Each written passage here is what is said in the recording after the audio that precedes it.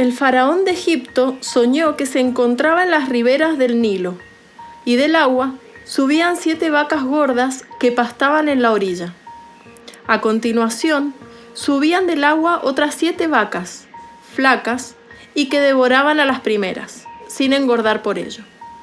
El faraón despertó entonces, pero al volver a dormirse, soñó que de una caña de trigo brotaban 7 espigas llenas de grano, pero tras ellas brotaban otras 7 espigas, vacías y quemadas por el viento del desierto, que devoraban a las primeras. Al día siguiente, el faraón se encontraba atormentado por sus sueños. Consultados los sabios de Egipto, ninguno fue capaz de interpretarlos. Los sueños son un producto de la naturaleza, y como todo lo que proviene de ella, presentan una estructura, una forma y elementos esenciales que los componen. Son emanaciones de aquella fuerza creativa que se encuentra implícita en la formación de las células, de los tejidos, de las hojas de los árboles, de las expresiones culturales y artísticas. Se les atribuye una sabiduría intrínseca que se manifiesta a través de imágenes simbólicas. En el capítulo de hoy veremos un sueño histórico con el cual voy a enseñarte la estructura del sueño, la forma y el significado. Hola, soy Juliana y esto es Algunas cosas que decir sobre los sueños.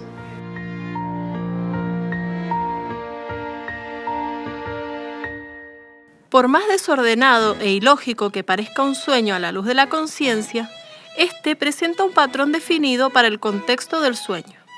Obviamente las leyes del espacio-tiempo no se cumplen en él, sin embargo, podemos ubicarnos en un espacio y un tiempo onírico.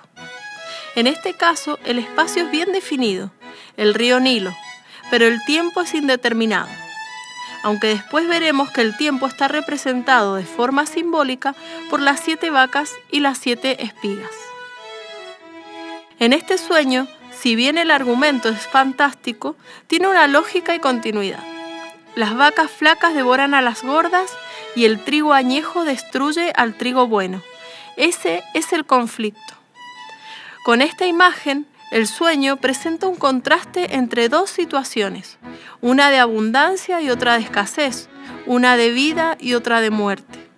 El número 7 aparece repetidas veces. De esta forma se subraya la importancia del número y de la sucesión de los hechos. Este es un sueño dividido en 2 etapas.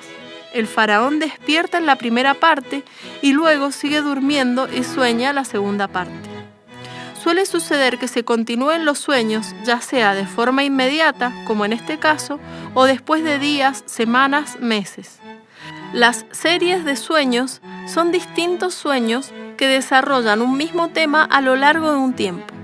Jung escribió el libro Psicología y Alquimia basado en la serie de sueños del físico Pauli, ya que los mismos representaban el proceso de individuación con imágenes arquetípicas utilizadas en la alquimia medieval.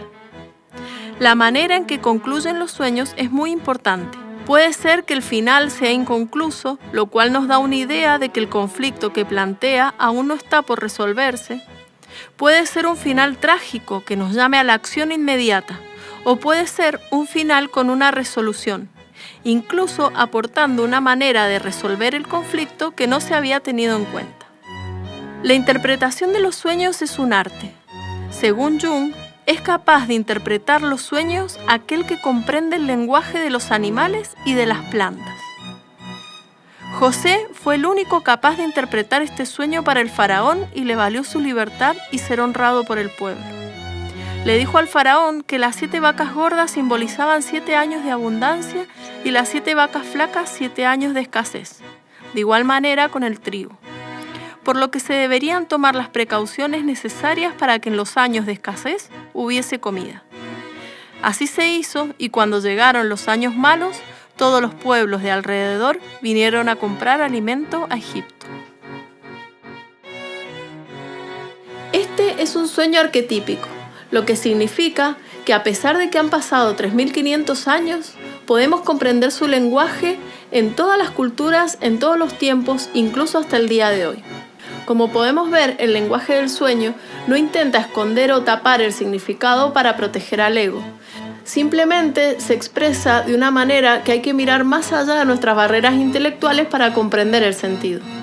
José dice: no seré yo el que te diga lo que significa tu sueño, sino que será Dios el que hable.